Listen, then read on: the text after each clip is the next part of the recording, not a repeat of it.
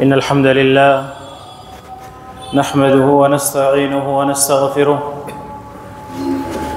ونعوذ بالله من شرور أنفسنا ومن سيئات أعمالنا من يهده الله فلا مضل له ومن يضلله فلا هادي له وأشهد أن لا إله إلا الله وحده لا شريك له وأشهد أن محمدًا عبده ورسوله يا أيها الذين آمنوا اتقوا الله حق تقاته ولا تموتن إلا وأنتم مسلمون يا أيها الناس اتقوا ربكم الذي خلقكم من نفس واحدة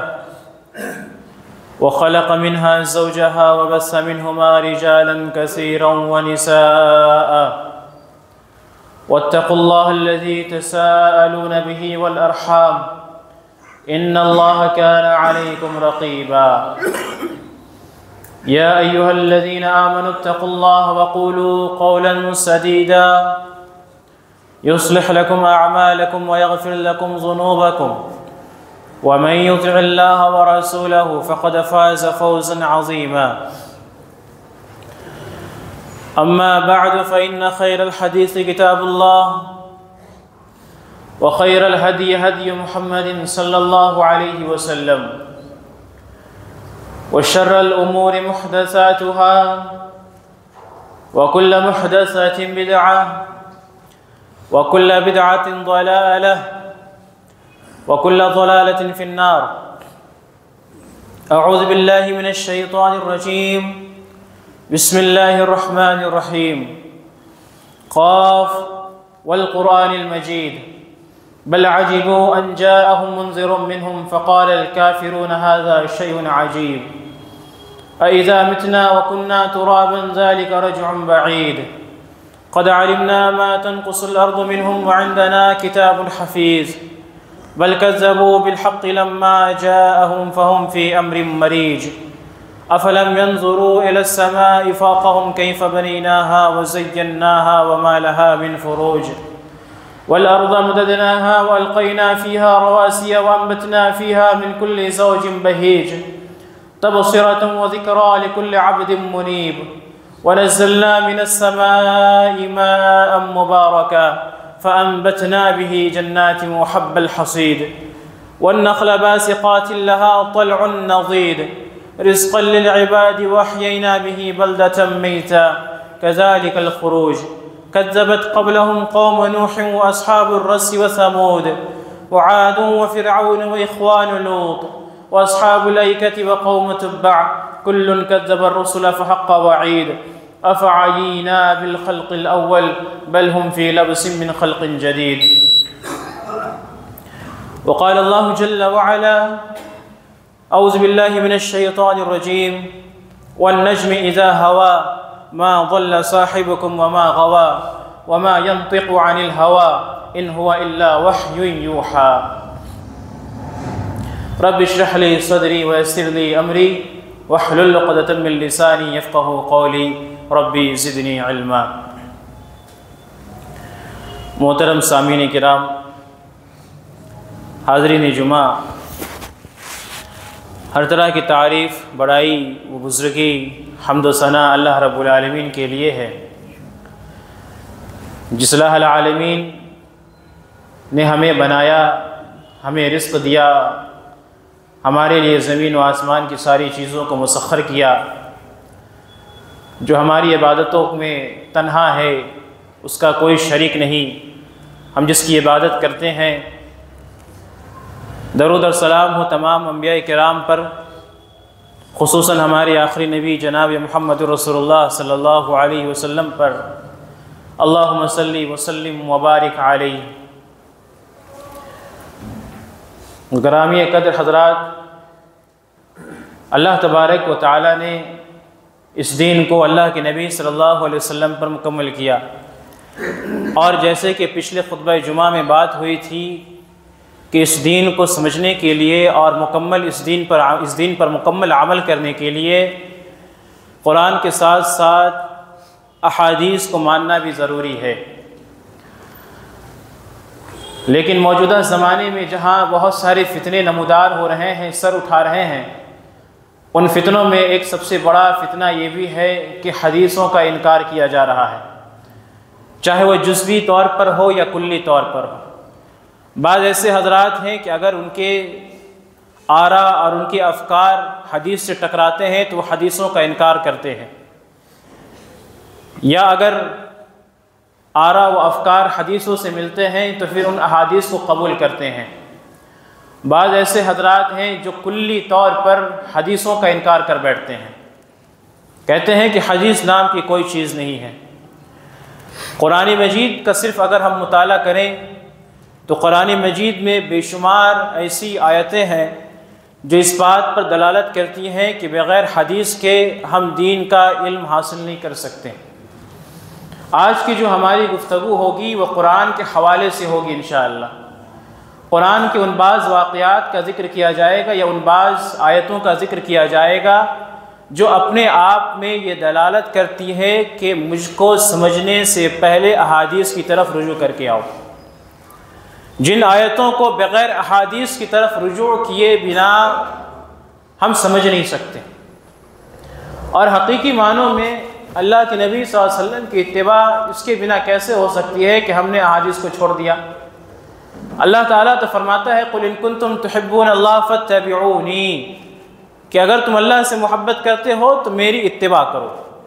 اللہ کے نبی صلی اللہ علیہ وسلم کی اتباع کرو۔ يُحْبِبْكُمُ اللَّهُ وَيَغْفِرْ لَكُمْ ذُنُوبَكُمْ، اللہ تم سے محبت کرے گا، تمہارے گناہوں کو بخش دے گا۔ تو قرآن مجید کے اندر بے شمار ایسی آیتیں ہیں جس کو اللہ تبارک و تعالیٰ نے مجمل بیان فرمایا۔ اللہ سورہ نجم میں ارشاد فرماتا ہے والنجم،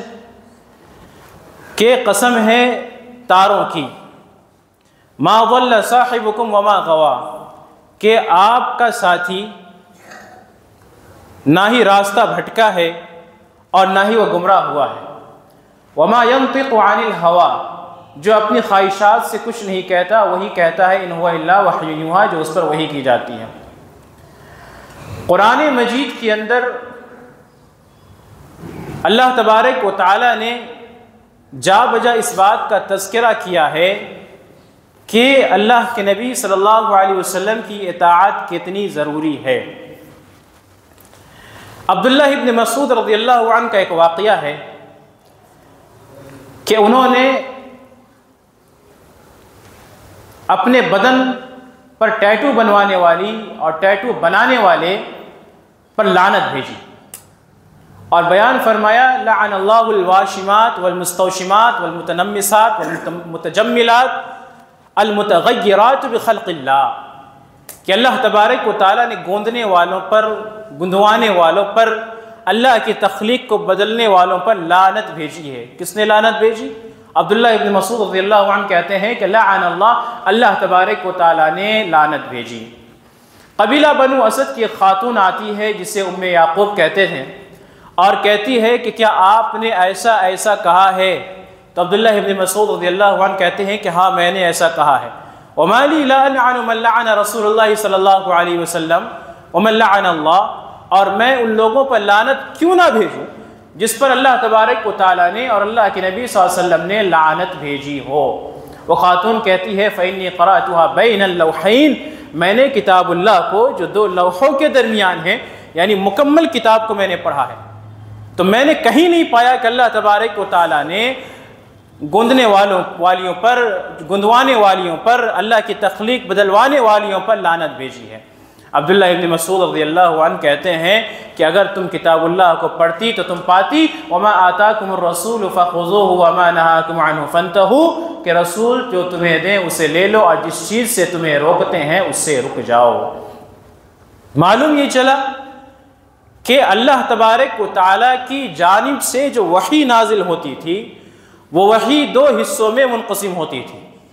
ایک وہ وحی جو مطلوع ہے، جس کی تلاوت کی جاتی ہے، جو دو صحیفوں کے درمیان ہے، جو متواتر سند کے ساتھ امت تک پہنچی ہے اور جسے ہمارے اسلاف نے صحیفوں میں یکجا کر دیا قرآن مجید کی شکل میں، جس کے ایک ایک حرف پر اللہ تبارک و تعالیٰ 10 نیکیاں عطا فرماتا ہے، اور جس کو روایت بالمعنی ادا کرنا جائز نہیں ہے۔ روایت بالمعنی ادا کرنا جائز نہیں ہے، بلکہ جن الفاظ کے ساتھ یہ وحی نازل ہوئی ہے ان الفاظ کے ساتھ ہی ادا کی جانی چاہیے، یہ واجب ہے۔ نہ اس میں تقدیم و تاخیر ہوگی، نہ ہی اس میں ہم اپنے طور پر اس کے الفاظ کو ہم بدل سکتے ہیں، نہ ہی اس میں سے کسی ایک حرف کو ہم حذف کر سکتے ہیں، کوئی گنجائش نہیں ہے۔ یہ قرآن مجید کی شکل میں ہے جو اللہ کے نبی صلی اللہ علیہ وسلم پر نازل کی گئی، اور ایک دوسری وحی جو اللہ کے نبی صلی اللہ علیہ وسلم پر نازل کی گئی وہ وحی غیر متلو کہتے ہیں، یعنی وہ وحی جس کی تلاوت نہیں کی جاتی، جس کی تلاوت نہیں کی جاتی، اور جس کے پڑھنے پر قرآن جیسی فضیلت حاصل نہیں ہے، یعنی ایک ایک حرف پر 10 نیکیوں کے ثواب کا وعدہ اللہ تبارک و تعالیٰ نے نہیں کیا ہے۔ تو یہ دو طرح کی وحی اللہ تبارک و تعالیٰ نے نازل فرمائی، اور نازل کرنے کی ضرورت کیوں پڑی؟ کیا ایک وحی ضرورت کافی نہیں تھا؟ تو قرآن مجید جوامع الکلم ہے، قرآن مجید جوامع الکلم ہے، اپنے اندر فصاحت اور بلاغت کے معنی لیے ہوئے ہیں۔ اللہ تبارک و تعالیٰ نے اس قرآن کو مخصوص صفحات میں، مخصوص پاروں میں محدود کیا، متعین کیا، اور انہی پاروں کو ہمارے درمیان اللہ تبارک و تعالیٰ نے نازل فرمایا۔ لیکن صرف ان الفاظ کے ساتھ قرآن مجید کو سمجھا نہیں جا سکتا تھا، ان آیتوں کے ساتھ قرآن مجید کے مکمل احکام کو سمجھا نہیں جا سکتا تھا، اور نہ ہی اس کی عبادتوں پر عمل کی جا سکتی تھی۔ تو اللہ تبارک و تعالیٰ نے وحی کی ایک دوسری صورت اللہ کے نبی صلی اللہ علیہ وسلم پر نازل فرمائی، احادیث کی شکل میں، احادیث کی شکل میں۔ آپ اندازہ کریں کہ اگر احادیث کے جیسی تعداد قرآن مجید کے صفحات کی ہوتی، یا احادیث کے تعداد جیسی قرآن مجید کی آیتیں ہوتی، تو یہ بات امت کے اوپر کتنی شاق گزرتی قرآن مجید کو سمجھنے میں، اس کو پڑھنے میں اور اس کو یاد کرنے میں۔ احادیث کئی ہزاروں کا مجموعہ ہے، کئی کتابوں میں مجلد ہے احادیث اللہ کے نبی صلی اللہ علیہ وسلم کی احادیث، بڑی بڑی کتابوں میں، موٹی موٹی کتابوں میں۔ لیکن قرآن مجید کو اللہ تبارک و تعالیٰ نے مختصر ہمارے اوپر نازل فرمایا تاکہ ہم اس کو پڑھیں، اس سے نصیحت حاصل کریں، اور اس سے کوئی بات سمجھ میں نہ آئے تو ہم اللہ کے نبی کی سنت کی طرف رجوع کریں۔ اور یہ عار کی بات نہیں ہے، اور نہ ہی یہ گستاخی کی بات ہے کہ ایک بندہ قرآن مجید کے بارے میں یہ کہتا ہے کہ قرآن مجید کو سمجھنے کے لیے ہمیں اللہ کے نبی صلی اللہ علیہ وسلم کی احادیث کی ضرورت پڑے گی۔ صحابہ کرام رضوان اللہ علیہم اجمعین جو فصاحت اور بلاغت کے اعلیٰ معیار پر پہنچے ہوئے تھے، ایسے زمانے میں وہ سانسیں لے رہے تھے جس زمانے میں ان کے زبانوں کے اندر، ان کے زبان میں، عربی زبان میں کسی طرح کی کوئی ملاوٹ اب تک نہ ہوئی تھی، اور لوگ اپنی زبان پر قدر کرتے تھے، فخر کرتے تھے، اپنے آپ کو عربی کہتے ہیں بولنے والے، اور دوسروں کو عجمی کے نام سے پکارتے تھے، یعنی جو گونگا ہو، جو نہ بولنے والا ہو۔ ایسے زمانے میں اللہ تبارک و تعالیٰ نے ان پر قرآن مجید کو نازل فرمایا، لیکن پھر بھی بعض آیتیں ان کے درمیان ایسی آئیں جن کو سمجھنے کے لیے انہیں اللہ کے نبی صلی اللہ علیہ وسلم کے پاس رجوع کرنا پڑا۔ صحابہ کرام کہتے ہیں کہ جب اللہ تبارک و تعالیٰ نے یہ آیت نازل فرمائی الذین آمنوا ولم یلبسوا ایمانہم بظلم اولئک لہم الامن وہم مہتدون، کہ جو لوگ ایمان لائے اور انہوں نے اپنے ایمان کے ساتھ ظلم کی آمیزش نہیں کی، الذین آمنوا ولم یلبسوا ایمانہم بظلم اولئک لہم الامن وہم مہتدون، وہ لوگ امن میں ہیں اور یہی ہدایت یافتہ ہیں۔ صحابہ کرام گھبرا گئے، پریشان ہو گئے، بے چین ہونے لگے کہ ہم میں سے ایسا کون شخص ہے جو ایمان لانے کے بعد اپنے ایمان میں ظلم کی آمیزش نہیں کرتا ہو۔ انہوں نے سمجھا کہ شاید ظلم سے مراد معمولی گناہ ہے، یا وہ وساوس ہیں جو انسان کے دل میں پیدا ہوتے ہیں، اور ان سے کوئی بھی شخص مستثنا نہیں ہے، کوئی بھی مستثنا نہیں ہے۔ صحابہ کرام کی بے چینی بڑھتے جا رہی تھی۔ اللہ کے نبی صلی اللہ علیہ وسلم کے پاس آتے ہیں، کہتے ہیں کہ اللہ کے نبی صلی اللہ علیہ وسلم فَأَيُّنَا لَمْ يَظْلِمْ نَفْسَهُ، ہم میں سے کون ہے جس نے اپنے آپ پر ظلم نہیں کیا ہو؟ اگرچہ ہم نے آپ پر ایمان لایا اور آپ کی تصدیق کی، لیکن ابھی بھی شیطان ہمارے پیچھے پڑا رہتا ہے، وساوس ڈالتا ہے۔ اللہ کے نبی صلی اللہ علیہ وسلم نے ارشاد فرمایا یہ وہ ظلم نہیں ہے جس کے جیسا تم سمجھ رہے ہو، یہ وہ ظلم ہے جس کے بارے میں اللہ تبارک و تعالیٰ نے لقمان علیہ السلام کو کہا تھا، اور لقمان علیہ السلام نے اپنے بیٹے کو نصیحت کرتے ہوئے کہی تھی کہ یا بنی لا تشرک باللہ ان الشرک لظلم عظیم، کہ بیٹے اللہ کے ساتھ شرک نہیں کرنا، بے شک شرک سب سے بڑا ظلم ہے۔ تو صحابہ کرام کو ضرورت پڑی اللہ کے نبی صلی اللہ علیہ وسلم سے سمجھنے کے لیے کہ اس ظلم سے کیا مراد ہے، اس ظلم سے کیا مراد ہے۔ تو اگر کوئی دعویٰ کرے کہ ہم قرآن مجید کی آیتوں کو اور اس کی عبادتوں کو ہم بغیر احادیث کے سمجھ سکتے ہیں تو ایسا شخص گمراہ ہے، اور اس پر علماء امت کا اجماع ہے۔ اللہ تبارک و تعالیٰ نے قرآن مجید میں ایک جگہ ارشاد فرمایا ما قطعتم من لینۃ او ترکتموها قائمۃ علی اصولها فباذن اللہ، کہ تم نے جو کھجوروں کے درخت کاٹ دیے یا پھر جن درختوں کو تم نے چھوڑ دیا، یہ سارے کے سارے اللہ کی اجازت سے ہوئے ہیں۔ یہ اس واقعے کا ذکر ہے جب قبیلہ بنو نذیر نے اللہ کے نبی صلی اللہ علیہ وسلم کے ساتھ کیے گئے عہد پر بدعہدی کی، اپنے عہد کو توڑا اور مشرکین مکہ کے ساتھ مل کر مسلمانوں کے خلاف لڑائی لڑی، تو اللہ کے نبی صلی اللہ علیہ وسلم نے ان کو سزا دی، ان پر تعذیبی کارروائی کی۔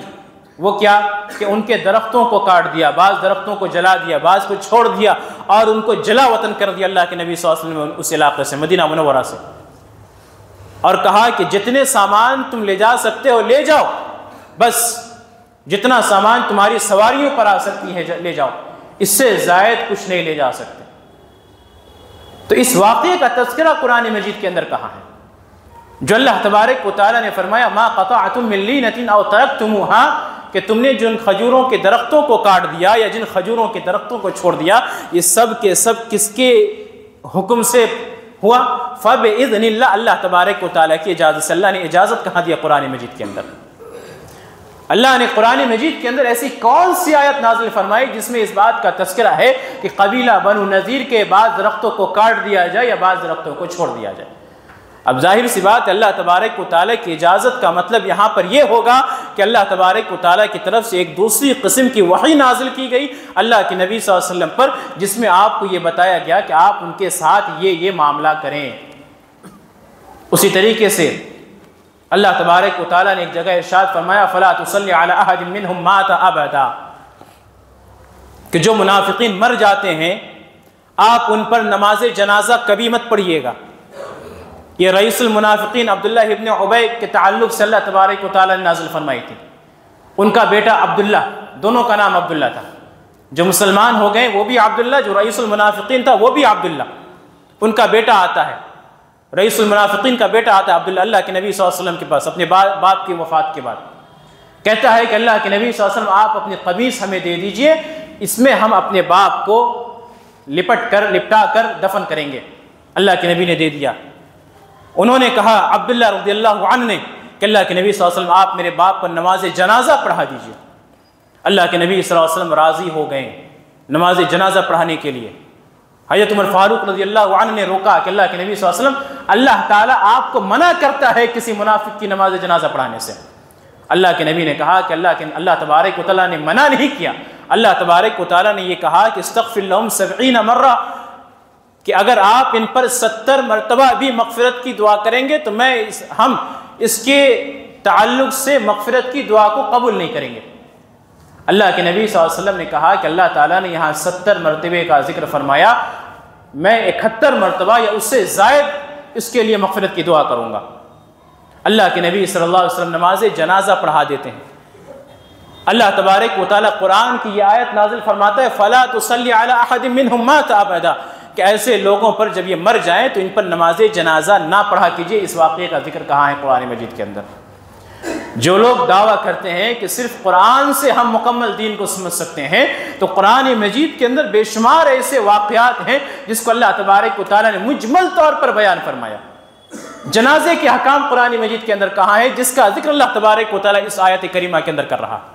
فَلَا تُصَلِّ عَلَىٰ أَحَدٍ مِّنْهُمْ مَاتَ أَبَدًا، ظاہر سی بات ہے آیت کریمہ کے سیاق سے یہ سمجھ میں آتا ہے کہ جنازے کے نماز کے تعلق سے احکام اس سے پہلے نازل ہو چکے تھے، تبھی تو اس کے بیٹے نے، رئیس المنافقین کے بیٹے نے، عبداللہ رضی اللہ عنہ نے اللہ کے نبی سے درخواست کی کہ آپ میرے باپ پر نماز جنازہ پڑھ دیجئے۔ تو اللہ تبارک و تعالیٰ نے قرآن مجید کے اندر کہاں جنازہ کے حکام نازل فرمائے؟ تو ان آیتوں کو سمجھنے کے لیے ہمیں احادیث کا سہارا لینا پڑے گا، ہمیں احادیث کو سمجھنی پڑے گی، احادیث کو کھنگالنی پڑے گی۔ اور اللہ تبارک و تعالیٰ نے قرآن مجید کے اندر منافقوں کے تعلق سے ارشاد فرمایا کہ وَإِذَا قِيلَ لَهُمْ تَعَالُوا إِلَىٰ مَا أَنزَلَ اللَّهُ إِلَى الرَّسُولِ رَأَيْتَ الْمُنَافِقِينَ يَصُدُّونَ عَنْكَ صُدُودًا، کہ جب ان منافقین کو کہا جاتا ہے کہ اللہ کی طرف اور اللہ کے نبی صلی اللہ علیہ وسلم کی طرف آؤ، تو آپ انہیں دیکھیں گے کہ یہ منہ پھیر کر بھاگتے ہیں۔ تو ایسے لوگوں کی حالت منافقین کی حالت ہے، منافقین کی حالت ہے، جس نے اللہ کے نبی صلی اللہ علیہ وسلم کے احکامات کو پس پشت ڈال دیا، منافقین کی حالت ہے۔ اللہ تبارک و تعالیٰ کے قرآن میں بے جا اور بے شمار ایسی آیتیں ہیں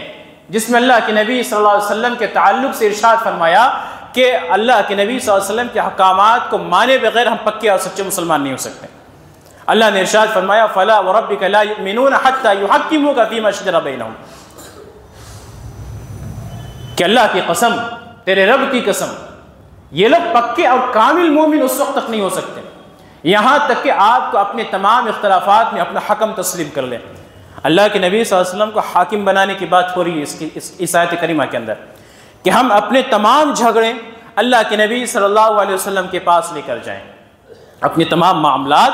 اللہ کے نبی صلی اللہ علیہ وسلم کے پاس لے کر جائیں۔ تو قرآن میں کہاں کسی معاملات کا ذکر ہے کہ اللہ کے نبی صلی اللہ علیہ وسلم کے پاس آیا؟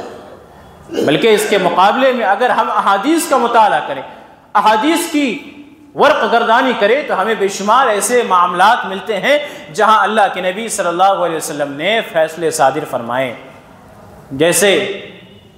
زبیر رضی اللہ عنہ کا واقعہ، جو اللہ کے نبی صلی اللہ علیہ وسلم کے پھوپھی زاد بھائی تھے، ان کے درمیان اور ایک انصاری کے درمیان کسی نہر کو لے کر ایک جھگڑا پیدا ہو گیا۔ اللہ کے نبی صلی اللہ علیہ وسلم کے پاس یہ معاملہ آتا ہے۔ اللہ کے نبی صلی اللہ علیہ وسلم زبیر رضی اللہ عنہ کو کہتے ہیں کہ تم اپنے باغ میں پانی دے لو، اس کے بعد جو پانی بچ جائے اسے اپنے پڑوسی کے لیے چھوڑ دو۔ محدثین لکھتے ہیں کہ زبیر بن عوام رضی اللہ عنہ کا جو باغیچہ تھا وہ تھوڑے اونچائی پر تھا، اور جو اس انصاری کا باغ تھا وہ نیچی سطح پر تھا۔ تو ظاہر سی بات ہے اگر پہلے زبیر بن عوام پانی چھوڑ دیں گے اس انصاری کے لیے، تو اس طریقے سے ان کے باغیچے میں پانی نہیں مل پائے گا۔ تو اللہ کے نبی صلی اللہ علیہ وسلم نے جو فیصلہ کیا، بڑا برحق اور صحیح فیصلہ کیا کہ تم اپنے باغ میں پانی دے لو اور پھر پانی کو چھوڑ دو، یہ انصاری پانی دے لے گا۔ اس انصاری نے کہا کہ اللہ کے نبی صلی اللہ علیہ وسلم یہ آپ کا ففیرا بھائی ہے، اسی لیے آپ اس کے حق میں فیصلہ کرتے ہیں۔ اللہ کے نبی صلی اللہ علیہ وسلم کا چہرہ غصے سے تمتما اٹھا، سرخ ہو گیا، اور اللہ کے نبی صلی اللہ علیہ وسلم نے زبیر رضی اللہ عنہ کو کہا کہ اب تم پانی اس وقت تک نہ چھوڑنا جب تک پانی منڈیر تک آ کر خود بخود چھلکنے نہ لگے۔ انس رضی اللہ عنہ کہتے ہیں کہ لگتا ہے کہ اللہ تبارک و تعالیٰ نے یہ آیت کریمہ جو پڑھی گئی فَلَا وَرَبِّكَ لَا يُؤْمِنُونَ حَتَّى يُحَكِّمُوكَ فِي مَا شَجَرَ بَيْنَهُمْ ثُمَّ لَا يَجِدُوا فِي أَنفُسِهِمْ حَرَجًا مِّمَّا قَضَيْتَ وَيُسَلِّمُوا تَسْلِيمًا، شاید اسی انصاری کے بارے میں نازل ہوئی کہ تم اس وقت تک پکے مومن نہیں ہو سکتے جب تک کہ اپنے تمام معاملات اللہ کے نبی صلی اللہ علیہ وسلم کے پاس رکھو، اور بارگاہ نبوی سے جو فیصلے صادر ہو جائیں ان فیصلوں کو دل سے اور خوشی سے قبول کرو، تمہارے دل میں کسی طرح کی تنگی نہیں ہونی چاہیے۔ تو اللہ کے نبی صلی اللہ علیہ وسلم کو جو حاکم بنانے کی بات کی گئی قرآن مجید کی اس آیت کریمہ کے اندر، تو اللہ کے نبی نے بطور حاکم جو فیصلے صادر فرمائے ہوں گے وہ فیصلے ہمیں قرآن مجید کے اندر کہیں دیکھنے کو نہیں ملتے ہیں، بلکہ وہ فیصلے ہمیں احادیث کے اندر دیکھنے کو ملتے ہیں۔ اسی طریقے سے اللہ تبارک و تعالیٰ نے ارشاد فرمایا سورہ بقرہ میں وَمَا جَعَلْنَا الْقِبْلَةَ الَّتِي كُنْتَ عَلَيْهَا إِلَّا لِنَعْلَمَ مَن يَتَّبِعُ الرَّسُولَ مِمَّن يَنقَلِبُ عَلَى عَقِبَيْهِ وَإِن كَانَتْ لَكَبِيرَةً إِلَّا عَلَى الَّذِينَ هَدَى اللَّهُ وَمَا كَانَ اللَّهُ لِيُضِيعَ إِيمَانَكُمْ۔ ان آیتوں کے اندر اللہ تبارک و تعالیٰ قبلے کے تعلق سے بات کر رہا ہے۔ مختصراً ان آیتوں کا خلاصہ یہ ہے کہ اللہ کے نبی صلی اللہ علیہ وسلم جب مدینے میں آئے تو اللہ کے نبی صلی اللہ علیہ وسلم بیت المقدس کی طرف رخ کر کے نماز ادا کرتے تھے۔ کیوں؟ ابھی تک احکام نازل نہیں ہوئے تھے کہ آپ جو ہے خانہ کعبہ کی طرف اپنے چہرے کو، اپنے رخ کو کیجیے اور نمازیں ادا کیجیے۔ نماز کہاں فرض ہوئی؟ مکہ مکرمہ کے اندر۔ اللہ کے نبی صلی اللہ علیہ وسلم کو معراج کرایا گیا، آپ صلی اللہ علیہ وسلم کو نمازوں کا تحفہ دیا گیا، آپ صلی اللہ علیہ وسلم آئے، معراج سے واپس تشریف لائے، امت کو بتایا کہ نماز فرض کی گئی ہے، تو ظاہر سی بات ہے امت نے بیت المقدس کی طرف رخ کر کے ہی نماز پڑھی تھی۔ اور اللہ کے نبی صلی اللہ علیہ وسلم کا یہ طریقہ تھا کہ آپ صلی اللہ علیہ وسلم جب خانہ کعبہ میں جاتے تو آپ اپنا رخ ایسا کرتے کہ سامنے خانہ کعبہ بھی ہو اور سامنے بیت المقدس بھی ہو، سامنے خانہ کعبہ بھی ہو اور بیت المقدس بھی ہو۔ اللہ کے نبی صلی اللہ علیہ وسلم جب مدینہ تشریف لے آئے ہجرت کرنے کے بعد تو تقریباً 14 یا 16 مہینے تک اللہ کے نبی صلی اللہ علیہ وسلم نے بیت المقدس کی طرف رخ کر کے نماز ادا کی، کیونکہ اب وہاں سے دونوں طرف رخ کرنا ممکن نہیں تھا، یا تو آپ ایک ہی طرف رخ کر سکتے ہیں، اور چونکہ ابھی تک حکم نازل نہیں ہوا تھا کہ آپ خانہ کعبہ کی طرف اپنے رخ کر کے نماز ادا کیجئے، اللہ کے نبی صلی اللہ علیہ وسلم نے ان ایام تک 14 یا 16 مہینے تک بیت المقدس کی طرف رخ کر کے نمازیں ادا کی۔ اب جو لوگ کہتے ہیں کہ قرآن ہمارے لیے کافی ہے، کہ قرآن سے دکھا دے کہ اللہ تبارک و تعالیٰ نے اپنے رخ کو بیت المقدس کی طرف کرنے کا حکم کہاں دیا؟ قرآن مجید کے اندر اللہ تبارک و تعالیٰ نے کوئی ایسی آیت نازل نہیں فرمائی جس میں مسلمانوں کو یہ حکم دیا گیا ہے کہ تم ابھی اپنا رخ بیت المقدس کی طرف کر کے نمازیں ادا کرو۔ مسلمانوں نے نمازیں ادا کی، اور جب مسلمانوں کو لگا کہ شاید ہماری وہ نمازیں ضائع ہو گئی، اللہ نے آیت نازل فرمائی وَمَا كَانَ اللَّهُ لِيُضِيعَ أَعْمَالَكُمْ، اللہ تمہارے نمازوں کو ضائع نہیں ہونے دے گا، ضائع نہیں کرے گا۔ وہ ایک الگ حکم تھا اس وقت تک، اب ایک الگ حکم آسمان سے نازل ہو گیا ہے۔ اس زمانے میں تم نے جو عمل کیا اللہ اس کو باقی رکھے گا، اللہ اسے ضائع نہیں کرنے دے گا، ضائع نہیں ہوگا ہونے دے گا۔ تو قرآن مجید کے اندر کہیں بھی کوئی آیت نہیں جہاں اللہ کے نبی صلی اللہ علیہ وسلم کو بیت المقدس کی طرف رخ کر کے نماز ادا کرنے کا حکم دیا گیا، لیکن اللہ کے نبی صلی اللہ علیہ وسلم نے کیا، اور یہ ایک شرعی معاملہ ہے۔ تو شرعی معاملے میں اللہ کے نبی صلی اللہ علیہ وسلم نے اپنے من سے اور اپنی خواہشات سے عمل کیسے کیا؟ ظاہر سی بات ہے اگر قرآن نہیں تو وحی کی ایک دوسری قسم ہے جو اللہ کے نبی صلی اللہ علیہ وسلم کے اوپر نازل کی گئی تھی۔ بذریعہ وحی اللہ نے بتایا تھا کہ ابھی آپ اپنا رخ بیت المقدس کی طرف کر کے پڑھیں، بعد میں اللہ تبارک و تعالیٰ نے اللہ کے نبی صلی اللہ علیہ وسلم کے حرص کو، اللہ کے نبی کی چاہت کو دیکھتے ہوئے اللہ کے نبی صلی اللہ علیہ وسلم کو یہ حکم دیا کہ آپ نماز کے اندر اپنا رخ خانہ کعبہ کی طرف موڑ لیں۔ اور قرآن مجید کے اندر اگر اللہ کے نبی صلی اللہ علیہ وسلم کے احکامات کو ماننا ضروری نہیں ہوتا یا سنتوں پر عمل کرنا ضروری نہیں ہوتا تو اللہ تبارک و تعالیٰ اتنی سخت وعید کیوں سناتا؟ اللہ تعالیٰ ارشاد فرماتا ہے وَمَن يُشَاقِقِ الرَّسُولَ مِن بَعْدِ مَا تَبَيَّنَ لَهُ الْهُدَى، کہ جو رسول کی مخالفت کرے۔ اللہ نے اپنا ذکر نہیں کیا اس آیت کریمہ کے اندر، اللہ نے اپنا ذکر نہیں کیا اس آیت کریمہ کے اندر، وَمَن يُشَاقِقِ الرَّسُولَ مِن بَعْدِ مَا تَبَيَّنَ لَهُ الْهُدَى، ہدایت کے واضح ہو جانے کے بعد جو رسول کی مخالفت کرے گا، وَيَتَّبِعْ غَيْرَ سَبِيلِ الْمُؤْمِنِينَ، اور مومنوں کے راستے کے علاوہ غیر راستے کی پیروی کرے گا، نُوَلِّهِ مَا تَوَلَّى، ہم اسے اسی طرف پھیر دیں گے جس طرف اس کا رخ ہے، وَنُصْلِهِ جَهَنَّمَ، اور ہم اسے جہنم میں داخل کریں گے، وَسَاءَتْ مَصِيرًا، اور یہ بہت برا ٹھکانہ ہے۔ اللہ کے نبی صلی اللہ علیہ وسلم کے باتوں کی مخالفت کرنے والوں پر اللہ تبارک و تعالیٰ نے ایسی سخت وعید بیان فرمائی کہ نُوَلِّهِ مَا تَوَلَّى وَنُصْلِهِ جَهَنَّمَ وَسَاءَتْ مَصِيرًا، کہ ہم اسے جہنم میں داخل کریں گے اور یہ بہت برا ٹھکانہ ہے۔ تو جب اللہ کے نبی صلی اللہ علیہ وسلم کے احکامات پر عمل کرنا ضروری نہیں ہوتا یا اس سنت کے لیے قابل اعتبار نہیں ہوتا، اللہ تبارک و تعالیٰ قرآن مجید کے اندر ہی اس طرح کی آیتیں کیوں نازل فرماتا؟ تو اس طرح کی بے شمار ایسی آیتیں ہیں جو اپنے آپ میں یہ دعویٰ کرتی ہیں کہ اللہ کے نبی صلی اللہ علیہ وسلم کے احکامات اور آپ صلی اللہ علیہ وسلم کی حدیثیں، آپ صلی اللہ علیہ وسلم کی سنت قرآن مجید کی آیتوں کو سمجھنے کے لیے کتنی ضروری ہے۔ قرآن مجید میں اللہ تبارک و تعالیٰ نے بعض جانوروں کے کھانے کو منع فرمایا، حرمت علیکم المیتہ والدم، حرمت علیکم المیتۃ والدم ولحم الخنزیر، کہ اللہ نے مردار کو تمہارے اوپر حرام قرار دیا ہے، مردار کو حرام قرار دیا ہے، اور ہم مچھلیاں کھاتے ہیں مردار۔ اللہ تعالیٰ نے قرآن مجید کے اندر مجمل بیان فرمایا کہ اللہ نے تمہارے لیے مردار کو حرام قرار دیا ہے، اور ہم مردار مچھلیاں کھا لیتے ہیں۔ تو جب صرف قرآن ہمارے لیے کافی ہوتا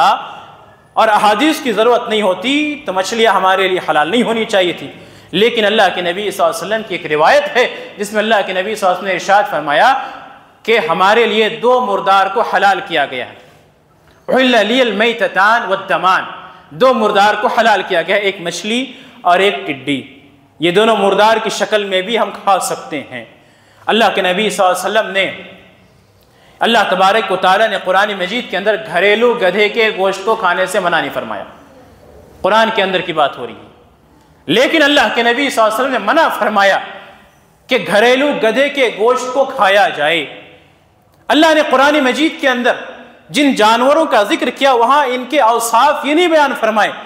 چند مخصوص جانوروں کا ذکر کیا، حرمت علیکم المیتۃ والدم ولحم الخنزیر، خنزیر سے منع کیا گیا، چند مخصوص جانوروں کا ذکر کیا گیا قرآن مجید کے اندر، لیکن اس کے علاوہ اور بھی تو کئی سارے جانور ہیں اس دنیا کے اندر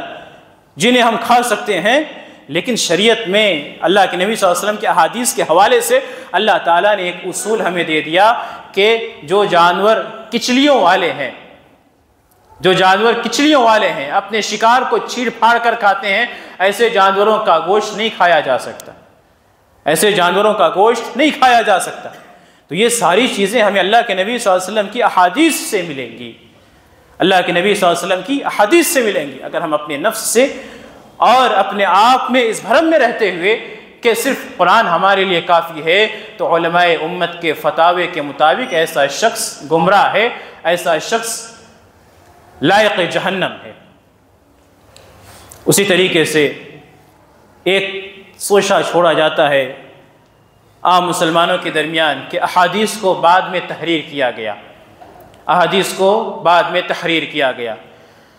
اللہ کے نبی صلی اللہ علیہ وسلم نے شروع زمانے میں احادیث کو لکھنے سے منع فرمایا تھا، یہ بات برحق ہے۔ شریعت نئی نئی تازہ تازہ نازل ہو رہی تھی،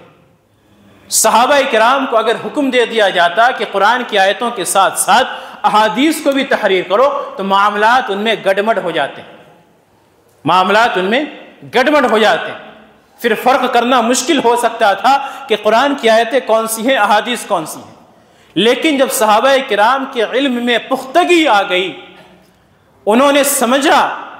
اور انہوں نے بات کو پہچانا، تو اللہ کے نبی صلی اللہ علیہ وسلم نے احادیث کے لکھنے کی اجازت دے دی، جیسا کہ فتح مکہ کے موقع پر اللہ کے نبی صلی اللہ علیہ وسلم نے خطبہ ارشاد فرمایا، مکہ کی حرمت کے تعلق سے بہترین باتیں اللہ کے نبی صلی اللہ علیہ وسلم نے کہی۔ یمن کے قبیلے کا ایک شخص اٹھتا ہے، کہتا ہے کہ اللہ کے نبی صلی اللہ علیہ وسلم آپ اس باتوں کو ہمارے لیے لکھ دیں۔ اللہ کے نبی صلی اللہ علیہ وسلم نے کہا کہ اکتبوا لابی شاہ، ابی شاہ کے لیے لکھ دو، یعنی حدیثوں کو ابو شاہ کے لیے لکھ دو۔ تو اللہ کے نبی صلی اللہ علیہ وسلم نے لکھنے کا اہتمام کرایا، کب؟ ایک لمبی مدت کے بعد، جب صحابہ کرام کے عقول اور ان کے علوم جو ہے راسخ ہو گئے، وہ مکمل تربیت یافتہ ہو گئے، جب معاملات ان کے درمیان گڈمڈ نہ ہونے پائیں گی، اللہ کے نبی صلی اللہ علیہ وسلم نے انہیں حکم دے دیا کہ احادیث کو لکھ سکتے ہو۔ انس ابن مالک رضی اللہ عنہ کے ایک شاگرد ہیں حبیرہ ابن عبد الرحمن، وہ کہتے ہیں کہ جب ہم انس ابن مالک رضی اللہ عنہ سے بہت زیادہ احادیث کا مطالبہ کرتے ہیں تو انس رضی اللہ عنہ ہمیں ایک رجسٹر تھما دیتے ہیں، ایک رجسٹر تھما دیتے ہیں اور کہتے ہیں کہ لو دیکھ لو،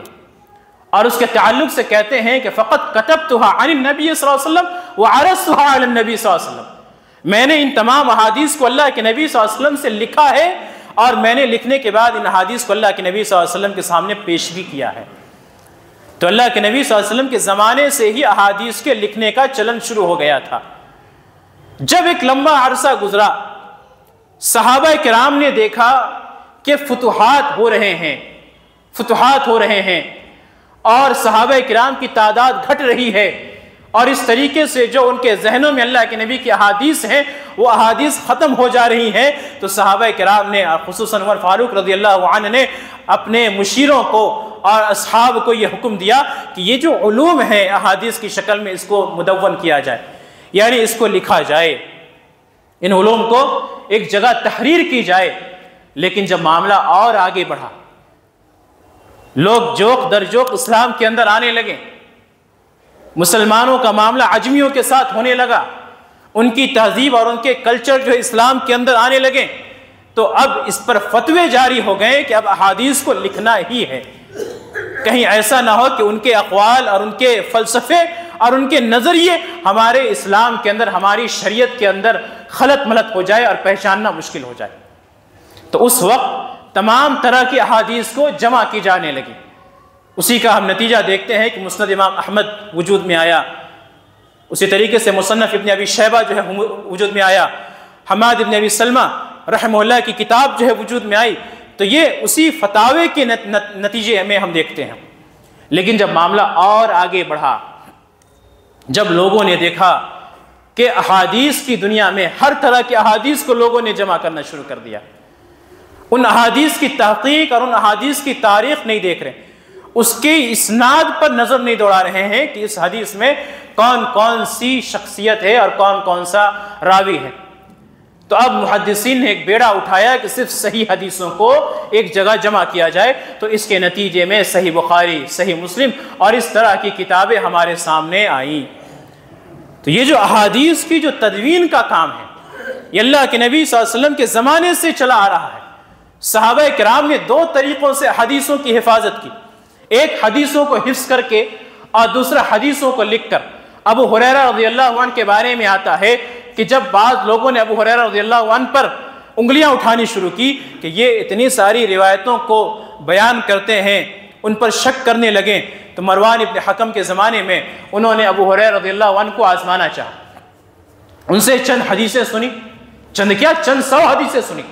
اور اپنے کاتب کو پردے کے پیچھے چھپا دیا کہ ان حدیثوں کو لکھ لو جو ابو ہریرہ رضی اللہ عنہ بیان کر رہے ہیں۔ وہ لکھتا گیا۔ 1 سال کے بعد مروان ابن حکم دوبارہ حضرت ابو ہریرہ رضی اللہ عنہ کو بلاتے ہیں اور وہی سیم حدیثیں بیان کرنے کے لیے کہتے ہیں، اور اپنے کاتب کو کہتے ہیں کہ موازنہ کرنا، ملانا کہ کہیں آگے پیچھے تو نہیں ہے۔ کاتب بعد میں کہتا ہے کہ ابو ہریرہ رضی اللہ عنہ نے جو 1 سال پہلے حدیثیں بیان کی اور جو اب حدیثیں بیان کی، ان دونوں کے درمیان کسی طرح کی کوئی تفریق نہیں ہے، نہ تقدیم و تاخیر ہے اور نہ ہی الفاظ کا ہیر پھیر ہے، من و عن انہوں نے بیان کر دیا۔ ابو ہریرہ رضی اللہ عنہ سے پوچھا گیا کہ آپ کو اتنی ساری حدیثیں کیسے یاد ہیں؟ تو ان تمام واقعات سے پتہ چلتا ہے کہ صحابہ کرام نے قرآن مجید کی آیتوں کو یاد کرنے کے ساتھ ساتھ حدیثوں کے یاد کرنے کا بھی اہتمام کیا تھا۔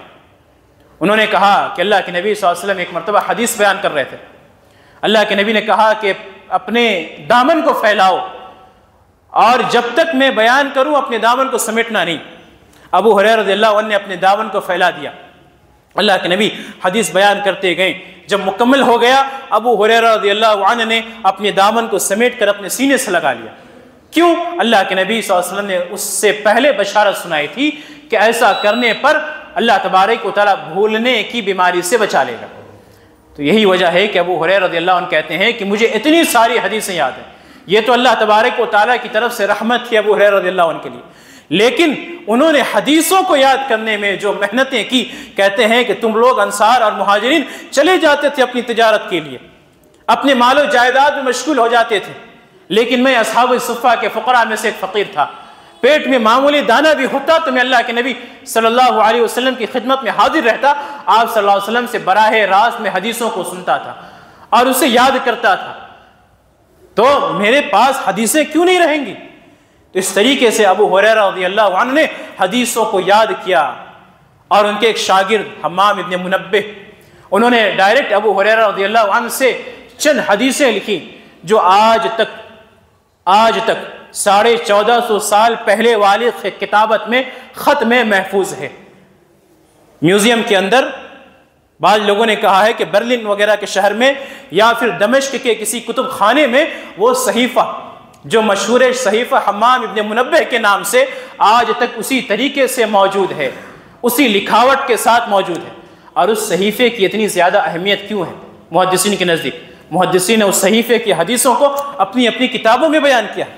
امام احمد رحمہ اللہ نے اپنے مسند کے اندر اس صحیفے کی مکمل احادیث کو اپنے مسند میں بیان کیا، اور اس کا نام رکھا ہے مسند ابی ہریرہ،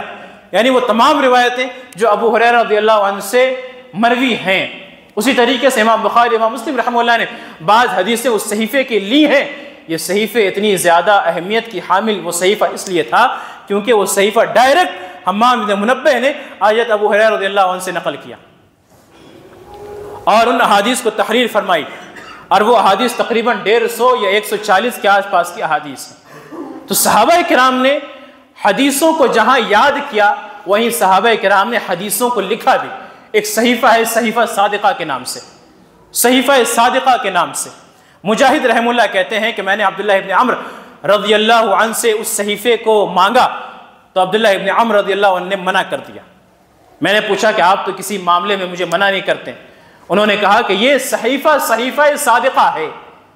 میں نے اس کے اندر موجود ان تمام روایتوں کو لکھا ہے جو میں نے ڈائریکٹ اللہ کے نبی صلی اللہ علیہ وسلم سے سنا ہے، بیچ میں کوئی تیسرا واسطہ نہیں تھا۔ تو صحابہ کرام نے اپنے زمانے میں حدیثوں کی حفاظت کی ذمہ داری اٹھائی تھی